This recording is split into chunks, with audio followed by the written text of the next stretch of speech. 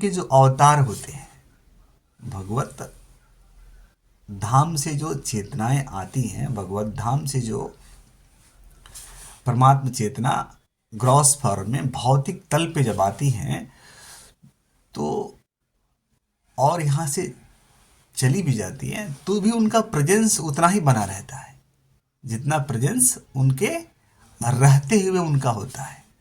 इसलिए अगर भगवान राम इस धरती पे नहीं है तो आप ये न समझें कि भगवान राम नहीं है। भगवान कृष्ण इस धरती पे नहीं है तो आप ये न समझें कि भगवान कृष्ण इस धरती पे नहीं है। भगवान कृष्ण इस धरती पे उतने ही हैं जितने जब वो फिजिकल फॉर्म में, इस भौतिक फॉर्म में शरीर के साथ जब इस धरती पे थे, उतनी ही प्रभाव के साथ वो आज भी इस सृष्टि में या इस संसार में मौजूद है। उनका प्रेजेंस उतना ही प्रभावी है। लेकिन एक अंतर है। अंतर क्या है कि जब भौतिक रूप में होते हैं भगवान, तो उनको इंटरप्ट करने का, उनको हस्तक्षेप करने का, उनको पार्टिसिपेट करने का अधिकार है। लेकिन जब भगवान भौतिक फॉर्म में नहीं है तो डायरेक्टली इंटरप्ट नहीं कर सकते किसी भी चीज़ में, जब तक आप उनको पुकारे नहीं, जब तक आप उनको अपने जीवन में निमंत्रण नहीं दें, तब तक वो आपके जीवन में आ नहीं सकते। बाकी उनकी सत्ता सदा सर्वदा हमेशा ही बनी रहती है। तो इसलिए हम उनका पूजन करते हैं। अब देखिए, एक साध्वी, एक संत हुई थी जिनका नाम है आनंदमयी माँ। तो आनंदमयी माँ ने एक बार कहा कि जब वो नहीं थी, मतलब जन्म से पहले जब वो नहीं थी तब भी वो वही थी। जन्म से पहले जब वो नहीं थी तब भी वो वही थी, और जब वो माँ के गर्भ में थी तब भी वो वही थी, और जन्म लेने के बाद माता के गर्भ से निकलने के बाद भी वो वही थी, और आज भी वो वही हैं। और जब ये शरीर नहीं रहेगा तब भी वो वही रहेंगी। तो अब देखिए, ये महापुरुषों की जो उच्च स्तरीय जो चेतनाएं हैं, उनकी चेतना की अवस्था है। तो ये बताती है कि कभी उनका जन्म नहीं हुआ, कभी वो मरी नहीं, क्योंकि हमेशा उनकी चिद की अवस्था, उनकी स्मृति की अवस्था एक ही बनी रही। वह जन्म से पहले भी अपने आप को उसी रूप में जानती हैं जिस रूप में वह जन्म के बाद अपने आप को जानती है। इसलिए उनकी चेतना क्या है, स्थिर है। वो प्रज्ञावान लोग हैं, उनकी स्मृति प्राप्त लोग हैं वो। तो ऐसे लोगों का जीना और मरना, जन्म और मरण उनको प्रभाव नहीं डालता।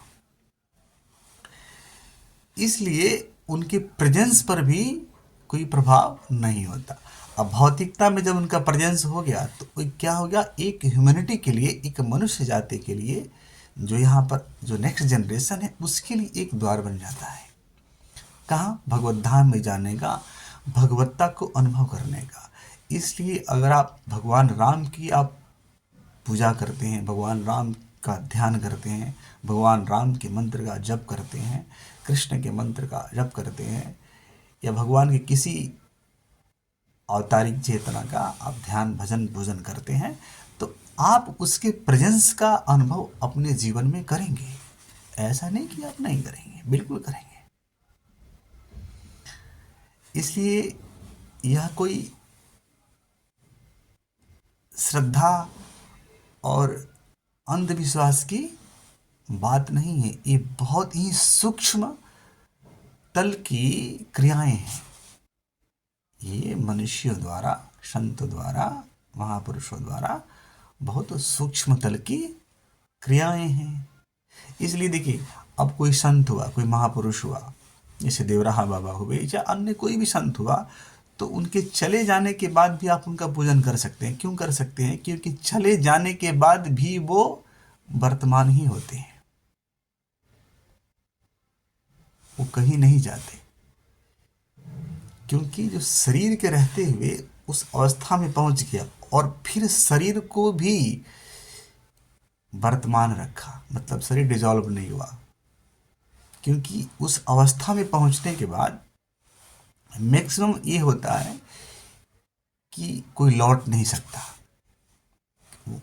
निर्विकल्प समाधि में जाने के बाद शरीर छूट जाने का 99% चांस होता है कि कोई जाने के बाद पुनः लौटना चाहता ही नहीं, लौटता ही नहीं है। क्यों लौटेगा? एक बहुत ही आनंदमय अवस्था होती है, तो उस आनंदमय अवस्था से कोई लौटना नहीं चाहता।